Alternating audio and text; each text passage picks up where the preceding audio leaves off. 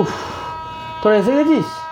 আর বলিস না, 40টা স্টেশন থেমে থেমে এলাম, আমার অবস্থা পুরো খারাপ।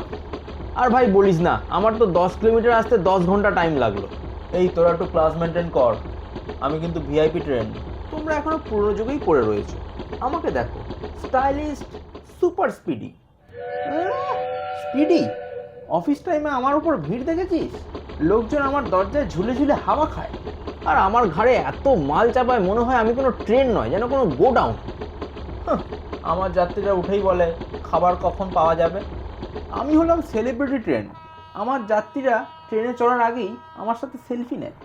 সারাদিন ধরে প্যাসেঞ্জার্সদের আমি এই কথাগুলো শুনতে পাই, দাদা একটু চেপে দাঁড়ান, একটু সরে দাঁড়ান, আরে দাদা 4 জনের সিট। আর সারাদিন ধরে যে কত যে ঝগড়া হয়, দাদা আপনার পাটা কেন আমার পায়ের উপর, দাদা আপনার হাতটা কেন আমার পকেটের মধ্যে।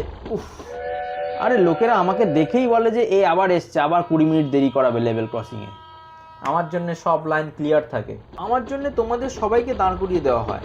আগে আমি যাব, তারপরে তোমরা যাবে। হ্যাঁ, আর আমাদেরকে দাঁড়িয়ে থাকতে হয় যাতে এই রাজধানী আর এই বন্দে ভারত এরা পাস করে।